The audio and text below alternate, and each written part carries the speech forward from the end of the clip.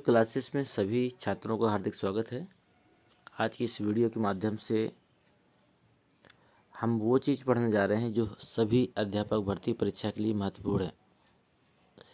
ये video CTET हो, super TET हो, यूपी टेट हो, एमपी टेट हो या फिर किसी भी स्टेट के टेट के लिए ये वीडियो अत्यंत महत्वपूर्ण है। और हम साइकोलॉजी की पूरी क्लासें आपको देंगे जितने भी हैं, और 100 में 101% की गारंटी है कि कोई भी प्रश्न इस टॉपिक से बाहर नहीं जाएगा। बस आपको ज़रूरत है तो इसकी समझने की। बहुत ही महत्वपूर्ण चीज़ है ये। देखिए, इसमें पहला चैप्टर आज हम शुरुआत कर रहे हैं आपका शिक्षा एवं मनोविज्ञान। और मैं बहुत बड़ी बात नहीं कहता हूँ कि इसको पढ़ते पढ़ते ही आप इसके सारे प्रश्नों के उत्तर देंगे। बस ध्यान से देखिएगा एक एक चीज़ों को। हम सिर्फ उन चीज़ों को देखेंगे जो चीज़ें परीक्षाओं में महत्वपूर्ण हैं। जैसे इसमें देखो बोला गया है कि अध्यात्मवादी दार्शनिक मनुष्य के लौकिक जीवन की अपेक्षा उनके परलौकिक जीवन को अधिक महत्वशील बनाती है। ठीक है, तो इसका सार सिर्फ इतना आपको ध्यान देना है कि शिक्षा ऐसी होनी चाहिए जिससे मुक्ति मिले। ये पॉइंट महत्वपूर्ण है। आपसे पूछ सकता है कि शिक्षा कैसी होनी चाहिए, और विकल्प में दिए होंगे व्यवसाय परक हो, हमारे ज्ञान को बढ़ाए, वगैरह वगैरह बहुत सी चीज़ें हैं। अगर उनमें से एक ऑप्शन ये भी है जिससे मुक्ति मिले, तो ध्यान दीजिएगा कि आपका यही विकल्प यहाँ पर सही होगा। मुक्ति दो प्रकार की होती है। एक होती है जीवन मुक्ति और एक होती है विदेह मुक्ति। ये भी चीज़ें पूछी जा सकती हैं आपसे। अब शिक्षा को लेके कुछ वैज्ञानिकों का और भी कथन है। हम सिर्फ मेन चीज़ों को ही देखेंगे। चावार्की की दृष्टि में देखिए क्या बोला गया है कि शिक्षा वह है जो मनुष्य को सुखपूर्वक जीवन व्यतीत करने योग्य बनाती है। अगर वैज्ञानिकों का नाम पूछा जाता है या मनोवैज्ञानिकों का नाम पूछा जाता है तो आप नाम को भी ध्यान रखेंगे और इन चीज़ों को आप नोट करते चलिए, क्योंकि ये सारी चीज़ें आपकी परीक्षा की दृष्टि से महत्वपूर्ण हैं। शिक्षा के लिए ही हर्बर्ट स्पेनर नाम के एक मनोवैज्ञानिक हैं। उनका कहना है कि शिक्षा का अर्थ है अंतः शक्तियों का वाह जीवन से समन्वय स्थापित करना। मतलब जो हमारी शिक्षा है, जो हमारे अंतः शक्ति है, उसका हमें बाहरी जीवन से तालमेल कराना है। ये किसने बोला? हर्बर्ट स्पेनर ने। तो इन चीज़ों को आप नोट कर लीजिएगा। ये चीज़ें आपकी पूछी जा सकती हैं। आपका ये लाइन दे देगा, जैसे ये लाइन दे दिया आपका, और इसके बाद पूछा कि ये जो लाइन है या ये जो कथन है किसका है, तो वहाँ पर आपको ऑप्शन में ये भी मिलेगा, तो आपको ध्यान देना कि वही बताना है।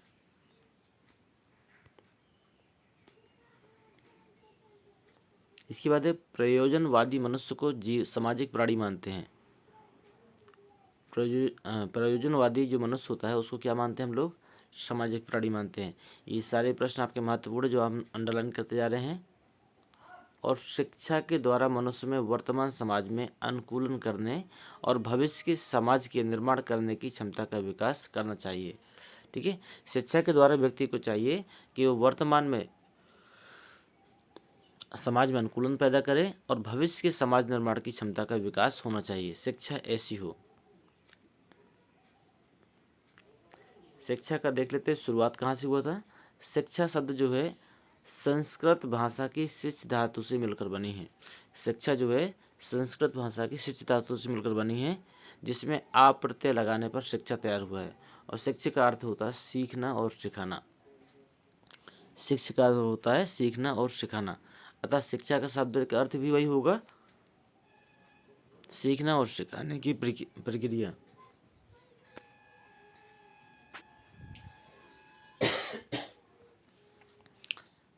समझ में आ गया?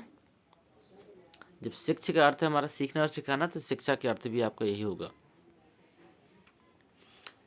शिक्षा शब्द के लिए अंग्रेजी में एजुकेशन शब्द का प्रयोग हुआ है।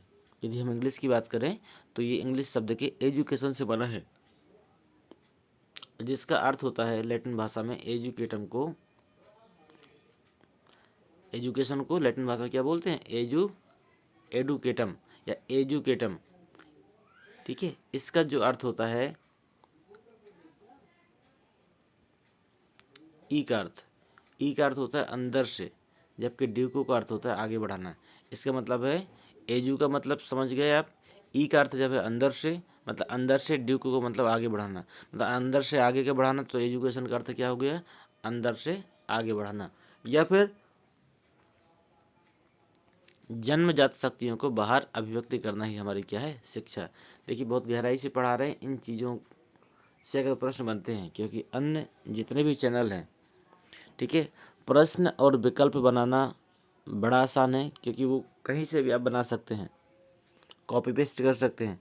लेकिन किसी अध्याय की पूरी समरी को पता करना और इसके बाद में उनसे जुड़े हुए प्रश्नों को करना, ये थोड़ा सा मुश्किल होता है। और ये चीज़ें अगर समझ में आ गई तो आप उनसे जुड़े हुए कई और भी प्रश्न बना सकते हैं। तो ध्यान दीजिएगा, इन चीज़ों से आप बहुत कुछ सीखने वाले हैं, बस ध्यान से सारी चीज़ें सीखना है आपको, ठीक है। अभी आपने सीखा था जो शिक्षा था, शिक्षा हमारी किससे बनी थी, शिक्षा बनी थी हमारी शिक्ष धातु से, जिसका अर्थ होता है सीखना और सिखाना। तो इस प्रकार शिक्षा का भी अर्थ क्या हो गया, सीखना और सिखाने की क्रिया। और यदि हम इंग्लिश की बात करें तो जो एजुकेशन शब्द है वो लैटिन भाषा के एजुकेटम से बना है, इसको एडुकेटम भी बोलते हैं, इसी से विकसित हुआ है। इसके अगर हम खंड कर लें, ई को अलग करें और ड्यूको को अलग कर दें, एडू, ठीक है। अगर इसको अलग करें तो इसका मतलब होता है अंदर से, जबकि ड्यूको का अर्थ होता है आगे बढ़ाना। इसका मतलब होता है अंदर से आगे बढ़ाना, या फिर आप कह सकते हैं जो अंदर की शक्ति है, अंदर की जो अभिव्यक्ति है, उसे बाहर अभिव्यक्त करना ही क्या कहलाती है, शक्ति है। पता चले आपके पास कितनी भी शिक्षा है, यदि आप उसको समाज में प्रदर्शित नहीं करते, दिखाते नहीं हैं, उसकी योग्यता का प्रदर्शन नहीं करते, तो ये आपकी शिक्षा कहीं ना कहीं दबी रह जाएगी और उसका आप उपयोग नहीं कर सकते हैं, ठीक है। अगला देखिए, इसमें है प्रत्येक बालक में जन्म के समय कुछ जन्मजात शक्तियाँ उसके बीज के रूप में समाहित होती हैं, लेकिन उचित वातावरण अगर मिल जाए उन्हें, तो ये बाह्य वातावरण में स्पष्ट रूप से दिखाई देने लगती हैं। ध्यान दीजिएगा कि हर व्यक्ति में कुछ अलग खूबी होती है, हर व्यक्ति में कुछ अलग क्षमता होती है, ठीक है। जैसे मैं मान के चलूँ कि हमने 10 बीज लिए एक ही पेड़ के, ठीक है, 10 बीज हमने एक ही पेड़ के लिए, लेकिन उनको अलग अलग वातावरण में तैयार किया। किसी बीज को हमने अच्छी से अच्छी मिट्टी पे लगाया, किसी बीज को हमने बालू में डाल दिया, किसी बीज को हमने कंकड़ पत्थरों के बीच में रखा, कुछ को अंधेले में रखा, कुछ को जाले में रखा, कुछ को सूर्य के प्रकाश में रखा। तो आप देखेंगे हर पौधे का विकास अलग अलग ढंग से हो रहा है। इसका मतलब बीज वही है, बीज वही है, लेकिन हम वातावरण को यदि चेंज कर दें तो उसके विकास में अंतर हो जाएगा। बीज वही है, यदि हम उसके वातावरण में परिवर्तन कर दें, वातावरण में अंतर कर दें, तो हर बीज के विकसित होने का जो तरीका होगा वो बिल्कुल अलग अलग हो जाएगा। और कहीं ना कहीं जो बीज हैं उनमें जिनको अच्छा वातावरण मिलेगा, वो बीज अच्छी तरीके से पोषित हो सकते हैं और अच्छा पेड़ तैयार करेंगे और अपने समान अन्य बीजों को भी उत्पादन कर सकते हैं। लेकिन जिन बीजों को उचित वातावरण में नहीं मिलेगा, वो या तो पेड़ ही तैयार नहीं होगा, और तैयार भी हो गया तो बहुत ही जल्द सूख जाएगा, और अगर नहीं भी सूखा तो उसके जो तैयार होने वाले बीज होंगे वो पुष्ट नहीं होंगे, वो आने वाली जनरेशन को बिगाड़ सकते हैं ठीक है। तो इस प्रकार हम कह सकते हैं कि यदि उचित, हर बच्चा जब पैदा होता है तो एक विशेष शक्ति लेकर इस दुनिया में आता है। बस उस बच्चे को कहाँ का वातावरण सूट कर जाए, कहाँ का वातावरण उसके अनुकूल हो जाए, और वो व्यक्ति अंदर की शक्तियों को निकाल कर बाहर कर दे, और आप देखते हैं कि वही बच्चा कहीं ना कहीं बहुत बड़ा नाम करता है। अब देखिए,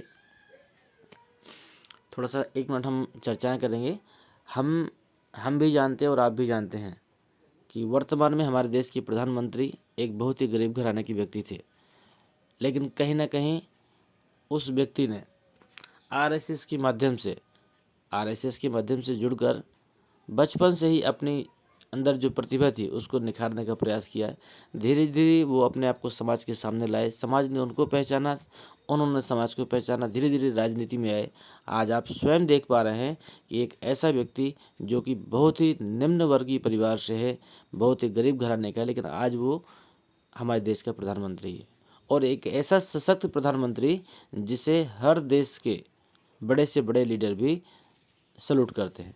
ठीक है, उनको छोड़िए, हम APJ अब्दुल कलाम जी को ले लेते हैं। वो भी जब बचपन में थे तो किसी को भी पता नहीं था कि वो इतने बड़े वैज्ञानिक बनेंगे और इस देश के राष्ट्रपति भी बनेंगे। लेकिन उनको भी आपने देखा कि वो व्यक्ति अपने बचपन को पार करने के बाद में कहीं ना कहीं अपनी जो भी प्रतिभा है उनको उन्होंने निखारा, और आज की डेट में उन्हें पूरा दुनिया जानता है। आप गांधी जी को बड़ी अच्छी तरीके से जानते होंगे। उस व्यक्ति का नाम इस दुनिया में बहुत ही श्रद्धा सुमन के साथ लिया जाता है, क्योंकि वो व्यक्ति ने हमारे पूरे देश को आज़ाद करवाया, अंग्रेज़ों से मुक्त करवाया। आप रानी लक्ष्मीबाई को जानते होंगे, एक महिला जिससे कि व्यक्ति उपेक्षा ही नहीं कर सकता है कि महिलाओं को हमेशा कमज़ोर माना जाता है, लेकिन उस महिला ने पूरे झांसी को मुक्त कराया और आज उसकी वीर गाथाएँ पूरी दुनिया में गाई जाती हैं। तो मैं बस एक इतना कहना चाहता हूँ इन शब्दों से कि हर व्यक्ति में कुछ ना कुछ प्रतिभा छुपी होती है। यदि उस व्यक्ति को उस प्रतिभा को दिखाने का उचित अवसर मिल जाए तो वो व्यक्ति पूरी दुनिया में कुछ विशेष काम कर सकता है। ठीक है, तो वही चीज़ समझाना था इस पॉइंट से।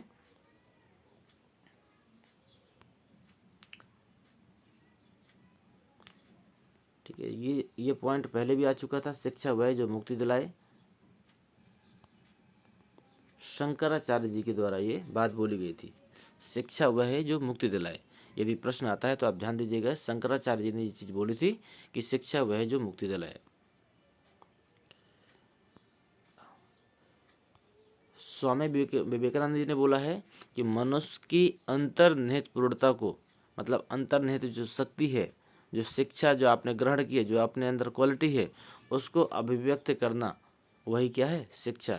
यदि आप कितने भी योग्य, यदि आप अपनी योग्यता का प्रदर्शन नहीं करते हैं तो इस दुनिया में कोई नहीं जानता कि आपके अंदर कितनी चीज़ें हैं। तो ध्यान दीजिए ना कि मनुष्य की अंतर्निहित जो अंतर उसकी समाई हुई शिक्षा है, जिससे वो परिचित है अपने आप में, उसको यदि वो अभिव्यक्त करता है तो उसी को हम शिक्षा बोलते हैं। अगला है, देखिए इसमें, प्रसिद्ध यूनानी दार्शनिक सुकरात ने एक बात बोली है। सुकरात ने क्या कहा है? सुकरात ने कहा शिक्षा का अर्थ उन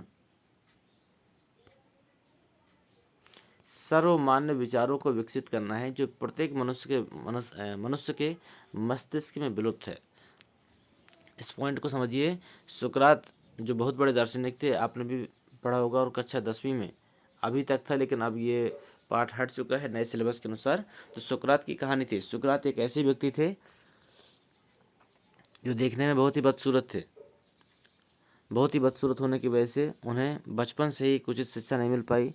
क्लास में लोग उसके ऊपर हंसते थे, लेकिन फिर भी उन्होंने कई भाषाओं का ज्ञान अर्जन किया। और सुकरात का एक सोच थी कि व्यक्ति पूर्णता को प्राप्त हो, मतलब व्यक्ति स्वयं सोचे मेरे लिए क्या उचित है और क्या अनुचित है। इसी कथन के कारण अंग्रेजों ने उन्हें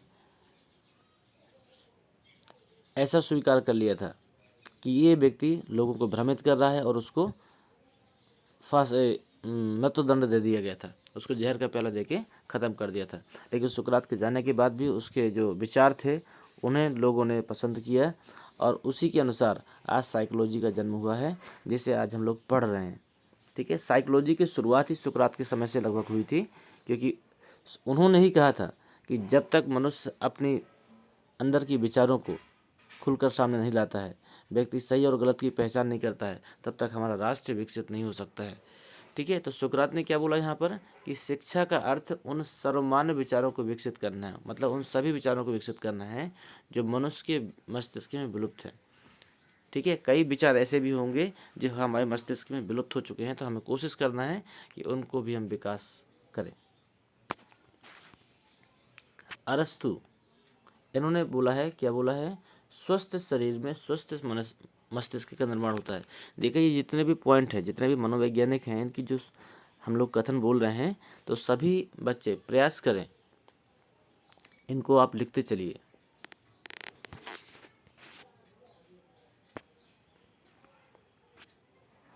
जॉन डेवी ने क्या बोला है? शिक्षा व्यक्ति की उन समस्त क्षमताओं का विकास करना है जो उसे वातावरण को नियंत्रित करने तथा अपनी संभावनाओं को पूरा करने योग्य बनाती है। शिक्षा व्यक्ति की उन समस्त क्षमताओं का विकास करना है जो उसे अपने वातावरण को नियंत्रित करने तथा अपनी क्षमताओं को पूरा करने योग्य बनाती है। ये सारे पॉइंट यदि आप लिखेंगे तो मेरी गारंटी है कि परीक्षाओं में आप बहुत अच्छे अंक प्राप्त करेंगे। महात्मा गांधी जी ने भी इस विषय में बोला है, क्या बोला है कि शिक्षा से मेरा अभिप्राय बालक तथा मनुष्य के शरीर, मस्तिष्क तथा आत्मा के सर्वांगीण सर्वोत्तम विकास से है। इसका अर्थ समझिए, शिक्षा से मेरा अभिप्राय बालक तथा मनुष्य के शरीर, मतलब इसमें मनुष्य के और बालकों के शरीर का भी विकास होना चाहिए, मस्तिष्क का भी विकास होना चाहिए, आत्मा की सर्वांगीण मतलब अंदर से भी उसका विकास होना चाहिए और उसका सर्वोत्तम विकास होना चाहिए। कहीं ना कहीं उसने ये बताया महात्मा गांधी जी ने कि एक बच्चे का और मनुष्य के शरीर का संपूर्ण विकास जो है वो शिक्षा से ही संभव है।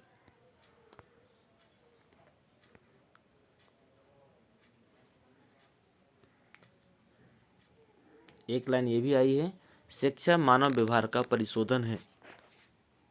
ये पॉइंट आपका पूछा जा सकता है। और इसको देखिए, गहराई से देखते हैं। उपनिषद वैदिक साहित्य का अंतिम भाग है।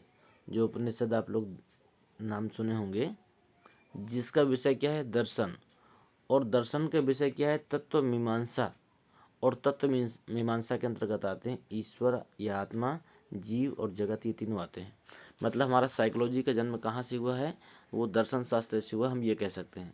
साइकोलॉजी का जन्म कहाँ से हुआ है, साइकोलॉजी जो आप पढ़ रहे हैं इसका जन्म कहाँ से हुआ, दर्शन शास्त्र से हुआ है।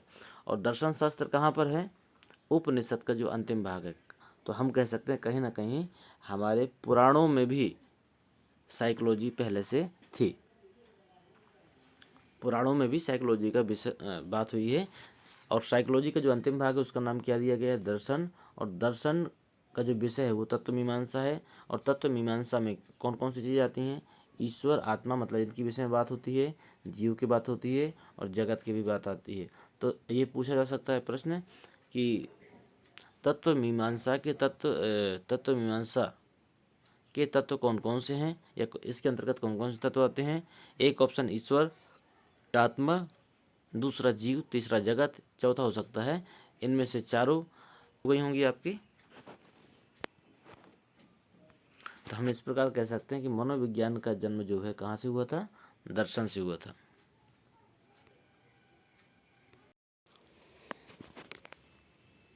ध्यान दीजिएगा कि जो उपनिषद हैं इन्हीं से आपके दर्शन शास्त्र की शुरुआत हुई है। और दर्शन शास्त्र के ही जो मुख्य तत्व हैं वो होते हैं आत्मा, जीव और जगत। ये तीनों चीज़ें मेन होती हैं। इसलिए इसको मनोविज्ञान को क्या कहा गया है, प्रारंभिक विषय। इसका प्रारंभिक विषय क्या है, आत्मा रहा है। तो यहाँ पर जो भी बातें होती हैं ये आत्मा से संबंधित होती हैं। उपनिषद का भी अर्थ समझ लेते हैं कि उपनिषद का मतलब क्या है। उपनिषद का मतलब होता है, उप का मतलब होता है समीप, नि का मतलब निष्ठापूर्व, वत का मतलब होता है बैठना। उपनिषद का मतलब होता है समीप, निष्ठापूर्ण बैठना। तो ये आपकी बहुत महत्वपूर्ण लाइन थी। और ये पूछी भी गई है कई बार आपकी कि आत्मा रूपी रहस्यानुभूति विद्या जानने के लिए गुरु के पास श्रद्धापूर्वक बैठना ही क्या कहलाता है, उपनिषद। मतलब पास बैठने का मतलब किसके पास बैठेंगे, जब ज्ञान चाहिए तो गुरु के पास बैठेंगे। तो वही है कि आत्मा रूपी रहस्यानुभूति मतलब आत्मा रूपी ज्ञान की विद्या प्राप्त करने के लिए हमें गुरु के पास श्रद्धापूर्वक बैठना, यही हमारा उपनिषद का अर्थ है। अब इसी से मनोविज्ञान बना है। तो मनोविज्ञान के आप स्वयं टुकड़े कर कर देख लीजिए तो आपको समझ में आता है कि क्या है, ये आपका मन का विज्ञान। ठीक है, ये आपका मन का विज्ञान है। या फिर ऐसा भी कह सकते हो, मनोविज्ञान अध्ययन की वह शाखा है जो मन का अध्ययन कहलाती है। और मनोविज्ञान को अंग्रेजी में साइकोलॉजी कहते हैं। इसकी हिंदी और इंग्लिश अलग अलग है। कुछ लोग साइकोलॉजी को फिजिकोलॉजी भी पढ़ते हैं, तो वो फिजिकोलॉजी नहीं है, वो साइकोलॉजी है। ठीक है। और साइकोलॉजी शब्द की उत्पत्ति जो है यूनानी भाषा के साइकी से हुई है और लोगस से हुई है। तो जहाँ पर साइकी का अर्थ होता है आत्मा और लोगस का अर्थ होता है अध्ययन, मतलब आत्मा का अध्ययन करना साइकोलॉजी या मनोविज्ञान कहलाती है। ऐसी छोटी छोटी चीज़ें हैं कि जो आपको शायद कहीं नहीं मिल सकती हैं। ठीक है, हमारा अर्थ किसी भी अध्याय के प्रश्नों को करने के पहले उस अध्याय के पूरे सार को समझना है। और जिन बच्चों ने पूरे चैप्टर के बारे में समझ लिया तो ये मान के चलिए किसी भी कीमत पर वह सारे पेपर को बहुत अच्छी तरीके से हल कर सकता है। ठीक है, प्रश्नों को हम करेंगे लेकिन उसके पहले हम उन चीज़ों को समझेंगे। तो आपने समझा कि मनोविज्ञान किससे बना है। मनोविज्ञान मनोविज्ञान बना है कहीं ना कहीं उपनिषदों से। मनोविज्ञान का अर्थ है मन का विज्ञान। ठीक है, और इसको इंग्लिश में क्या कहा जाता है, साइकोलॉजी कहा जाता है। साइकोलॉजी कहाँ से बना है, यूनानी भाषा से। ये प्रश्न आया आपका कई बार आया है कि जो साइकोलॉजी शब्द है वो कहाँ से बना है। ये बना है आपका यूनानी भाषा से। इसका अर्थ क्या है, साइकोलॉजी के दो भाग हो जाते हैं, एक होता है साइकी और एक होता है लोगस। साइकी का अर्थ क्या हो गया, साइकी का मतलब होता है आत्मा या सोल, और लोगस का अर्थ होता है अध्ययन, मतलब आत्मा का अध्ययन करना क्या कहलाता है, साइकोलॉजी कहलाता है।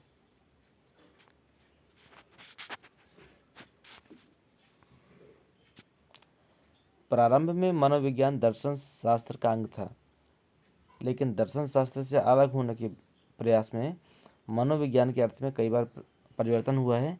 अर्थात काल चक्र के अनुसार मनोविज्ञान का विषय बदल गया है। और ये किसका बन गया है, मनोविज्ञान का विषय व्यवहार का अध्ययन बना। ठीक है, मतलब ये कह सकते हैं कि शुरुआत में ये प्रश्न आपका बन सकता है कि मनोविज्ञान की जो शुरुआत हुई किससे हुई, तो आप कह सकते हैं दर्शन शास्त्र से हुई। ठीक है, लेकिन अब क्या है, दर्शन शास्त्र से अलग होने के प्रयास में मनोविज्ञान के अर्थ में बार बार परिवर्तन हुए। मतलब इससे अलग होने के बाद में ये कई बार परिवर्तित हुआ अलग अलग नामों से। अर्थात काल चक्र के अनुसार मनोविज्ञान का विषय बदलता रहा। ठीक है, और अंत में क्या है, इस समय मनोविज्ञान का विषय व्यवहार का अध्ययन बना है। तो आज की डेट में अगर पूछते हैं कि मनोविज्ञान का अर्थ क्या है, तो आज की डेट में मनोविज्ञान का अर्थ है व्यवहार का विज्ञान भी कह सकते हैं, व्यवहार का अध्ययन या व्यवहार का विज्ञान भी आप कह सकते हैं।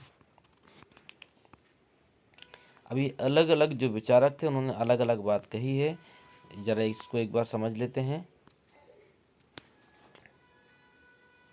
समय था प्राचीन या ग्रीक युग। ठीक है, उस समय दो विचारक थे, प्लेटो और अरस्तु। ये दोनों सुकरात के चेले थे। ठीक है, इन्होंने क्या कहा था, मनोविज्ञान को आत्मा का विज्ञान कहा था। यह कह सकते हैं मनोविज्ञान का विषय आत्मा माना था इन्होंने। मध्य युग आया। मध्य युग में किसी विचारक का अभी नाम स्पष्ट नहीं किया गया है, लेकिन मध्य युग में मनोविज्ञान को विषय जो है मन माना गया।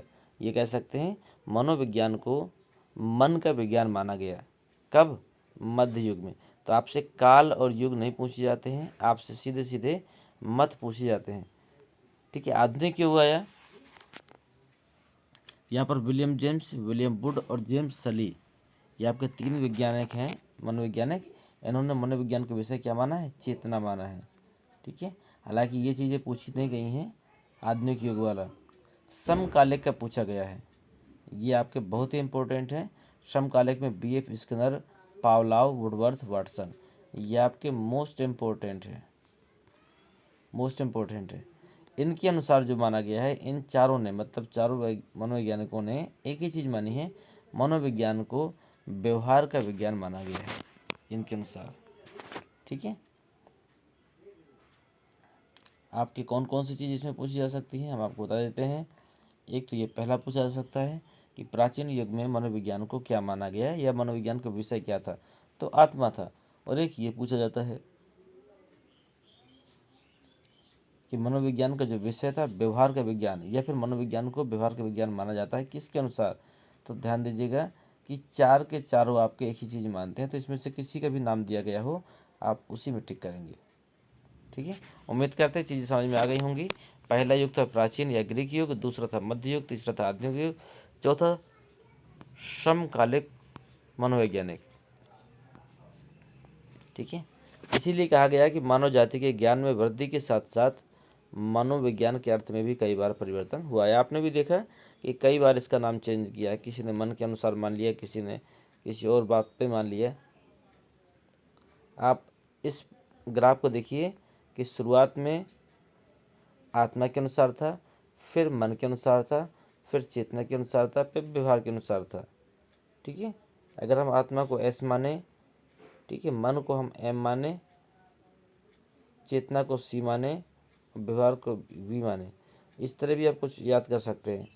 S M C B, S M C B, S M C B. S का मतलब सोल, मतलब आत्मा के अनुसार कब था, स्टार्टिंग पॉइंट पे। फिर आपका मन के अनुसार हो गया, मन का हमने एम ले लिया है। सी का मतलब चेतना हो गया, वी का मतलब व्यवहार हो गया। एस एम सी बी याद रखिएगा तो आपको आसानी से याद भी हो जाएगा। वुडवर्थ ने क्या कहा इस विषय में? वुडवर्थ ने कहा है कि सर्वप्रथम मनोविज्ञान ने अपनी आत्मा का त्याग किया, फिर इसने अपने मन का त्याग किया, फिर इसने अपने चेतना का त्याग किया, और अब यह व्यवहार की विधि को स्वीकार करता है। वुडवर्थ ने सभी लोगों को समेट दिया है, ठीक है। शुरुआत में ये क्या था, आत्मा था, तो इसने क्या कहा कि सर्वप्रथम मनोविज्ञान ने अपनी आत्मा का त्याग किया, फिर इसने अपने मन का त्याग कर दिया, मतलब इसका नाम चेंज हो गया। आत्मा के बाद में ये मन का विज्ञान मानने जाने लगे, तो ये त्याग कर दिया, फिर इसने चेतना का भी त्याग कर दिया, और लास्ट में इसने व्यवहार की विधि को स्वीकार किया। ये वुडवर्थ जी ने बोला है, तो ये परिभाषा आसान भी है। तीनों कालों में परिवर्तन हो जाए, वही वुडवर्थ के शब्दों में बताया गया है कि सबसे पहले आत्मा, फिर मन, फिर चेतना, और लास्ट में उसने व्यवहार को स्वीकार किया। यही हमारा मनोविज्ञान है। वाटसन ने क्या कहा? ये सारे पॉइंट आपके लिए महत्वपूर्ण है, अगर लिख लेंगे तो मेरी बात मानिए, आपको एक बेहतर रिजल्ट प्राप्त होगा। वाटसन ने क्या कहा है? वाटसन ने बोला कि मनोविज्ञान को व्यवहार के धनात्मक विज्ञान के रूप में परिभाषित किया गया है।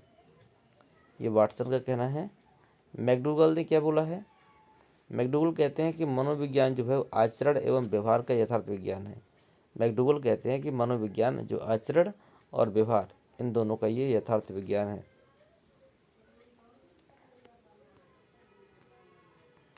इसके बाद में ये कुछ खास चीज़ें हैं। व्यवहार के परिमार्जन के लिए व्यवहार का अध्ययन या मानव व्यवहार को उन्नत बनाने की दृष्टि से जब व्यवहार का अध्ययन किया जाता है, तो अध्ययन की इस शाखा को मनोविज्ञान के नाम से संबोधित किया जाता है, ठीक है। इतनी बड़ी परिभाषा समझ में ना आई हो तो सिर्फ इतना समझिए, जब भी हम व्यवहार का अध्ययन करते हैं, ठीक है, किसके लिए? मानव व्यवहार को उत्तम बनाने के लिए, ठीक है। तो यही शाखा क्या कहलाती है? मनोविज्ञान कहलाती है, शिक्षा की। आप कह सकते हैं जब भी हम अपने समाज को या मानव व्यवहार को उन्नत बनाने के लिए व्यवहार का अध्ययन करते हैं, तो अध्ययन की यही शाखा शिक्षा मनोविज्ञान के नाम से संबोधित की जाती है।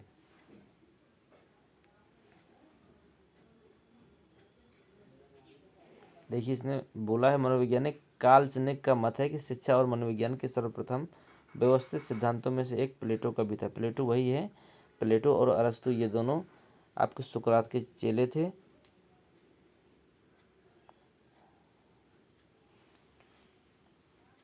आगे लिखा है, इसीलिए रूसो जो है रिपब्लिक को न्यायशास्त्र का ग्रंथ ना मानकर शिक्षा शास्त्र का ग्रंथ माना। देखिए, ये चीज़ें महत्वपूर्ण नहीं है। लास्ट लाइन आपकी सही है। अमेरिकी मनोवैज्ञानिक स्किनर महोदय ने शिक्षा मनोविज्ञान के प्रारंभ प्लेटो के शिष्य अरस्तु को माना है। प्लेटो का भी शिष्य अरस्तु था। अमेरिकी मनोवैज्ञानिक स्किनर महोदय ने शिक्षा मनोविज्ञान के प्रारंभ प्लेटो को शिष्य अरस्तु से माना है। ये सारे प्रश्न आपके अभी आगे पूछे जाने हैं।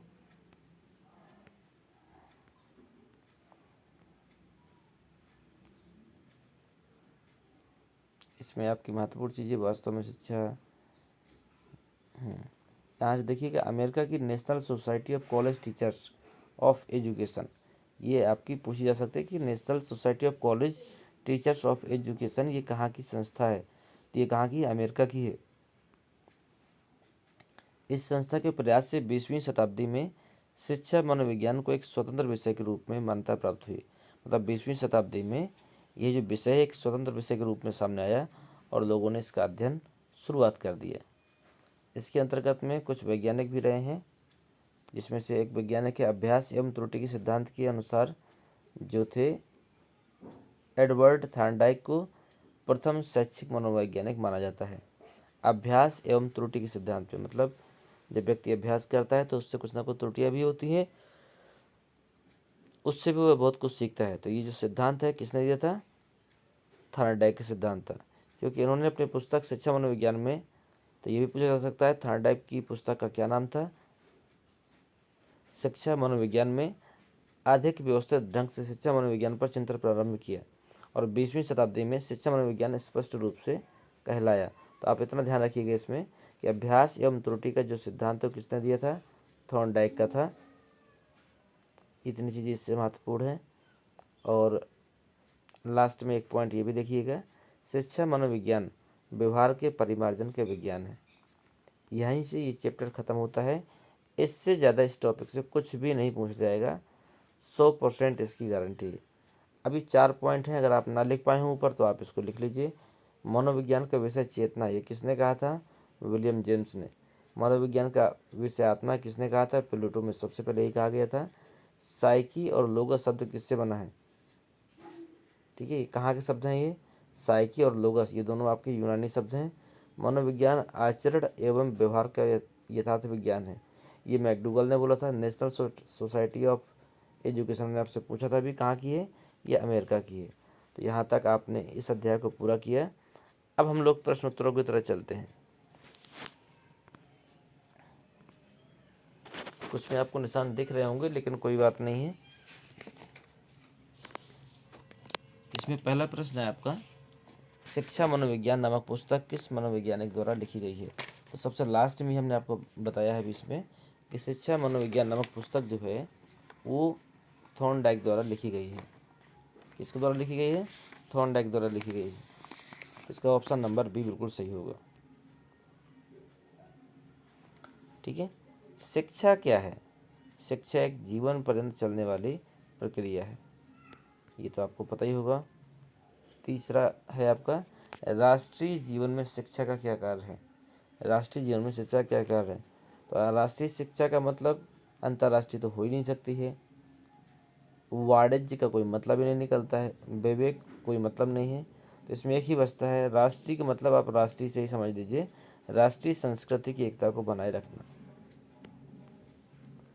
अगला है, मानव विज्ञान का जन्म कहाँ से हुआ? तो आपने अभी पढ़ा है, दर्शन शास्त्र से हुआ है। दर्शन शास्त्र का जन्म कहाँ से हुआ है? उपनिषद से हुआ है। तो संस्कृत भूगोल में टिक ना कर दीजिएगा, ना नीति शास्त्र में।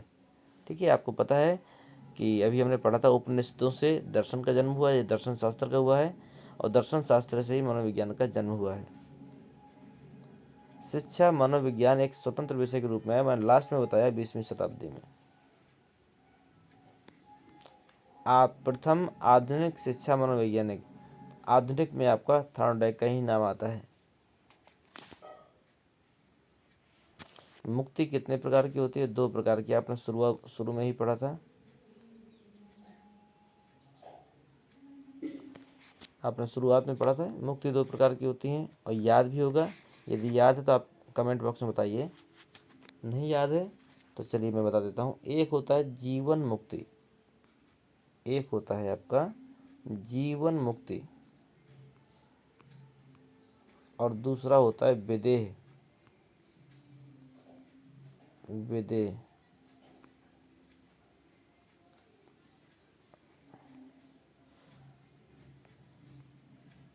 विदेह, विदेह मुक्ति, ये आपके 2 मुक्तियाँ होती हैं।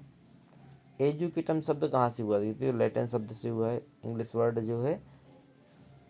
ठीक है, जो शिक्षा है वो यूनानी थी। शिक्षा शब्द वह है जो मुक्ति दिलाई, किसने कहा था?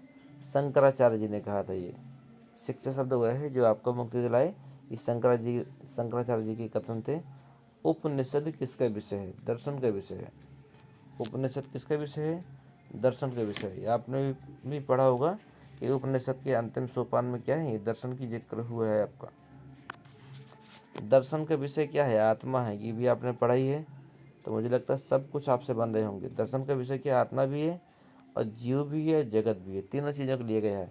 आपने देखा दर्शन का अर्थ क्या है? ईश्वर या आत्मा पहले पॉइंट में था, दूसरे में जीव, तीसरे में जगत। तो ये सब तीनों है, तो इसका मतलब क्या होगा? सभी। स्वस्थ शरीर में स्वस्थ मनुष्य के मस्तिष्क का निर्माण होता है। ये बात किसने कही थी? ये बात अरस्तु ने कही थी। ये बात भी हम बता चुके हैं। सुकरात ने कोई शब्द इसमें नहीं बोले नहीं हैं, प्लेटो ने भी नहीं बोले, अरस्तु है इसमें। अगला है मनोवैज्ञानिक। मनोवैज्ञानिक आचरण एवं व्यवहार का यथार्थ विज्ञान है। मनोविज्ञान आचरण एवं व्यवहार का यथार्थ विज्ञान है। ये बात किसने कही थी? ध्यान करिए, अभी थोड़ा देर पहले बताया मैंने। मनोविज्ञान आचरण एवं व्यवहार का यथार्थ विज्ञान है। ये आपका कहा था, मैकडूगल ने कहा था। तो इसका विकल्प नंबर बी सही होगा। मनोविज्ञान में व्यवहार का अध्ययन किया जाता है। मनोविज्ञान में व्यवहार का अध्ययन किया जाता है। किसने कहा था ये बात? ये आपका कहा था वाटसन ने। नोट करते जाइएगा, कुछ ना हो तो प्रश्नों को और सीधे उत्तर को नोट करते जाइएगा। अगला है शिक्षा मनोविज्ञान नामक पुस्तक प्रकाशित हुई। शिक्षा मनोविज्ञान कब प्रकाशित हुई थी? ये आपकी हुई थी 1913 में। एमिल की रचना किसने की? एमिल की रचना किसने की? एमिल की रचना आपकी रूसो ने की थी। रिपब्लिक किसकी रचना है? रिपब्लिक किसकी रचना है? रिपब्लिक आपकी प्लेटो की रचना है।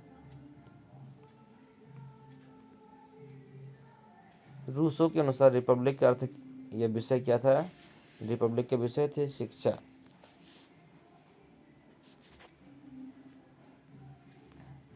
मनोविज्ञान का जन्म कब हुआ था? ये कहाँ से हुआ था? दर्शन से हुआ था, तो सबको पता है, बताया भी है। शिक्षा मनोविज्ञान में उपयोग होता है। शिक्षा मनोविज्ञान में उपयोग होता है। क्या उपयोग होता है? व्यवहार के परिमार्जन के लिए। व्यवहार के परिमार्जन के लिए व्यवहार का अध्ययन, ये शिक्षा मनोविज्ञान में दिखाया जाता है। शिक्षा मनोविज्ञान में व्यवहार के लिए परिमार्जन, व्यवहार के परिमार्जन के लिए व्यवहार का अध्ययन। तो ये थे महत्वपूर्ण प्रश्न जो इस अध्याय से बन सकते थे। सारे महत्वपूर्ण जितने भी मनोवैज्ञानिक थे उनके हमने कथन आपको बताए। ऐसा हो ही नहीं सकता है कि इस टॉपिक से कम 2-3 प्रश्नों का, 2-3 से ज़्यादा प्रश्न आपके पेपर में ना मिले। तो आप ध्यान दीजिएगा, पूरा वीडियो आपने ध्यान से देखा है। एक एक चीज़ यदि समझ में आई हो तो कमेंट बॉक्स में जाकर एक कमेंट ज़रूर करें। धन्यवाद।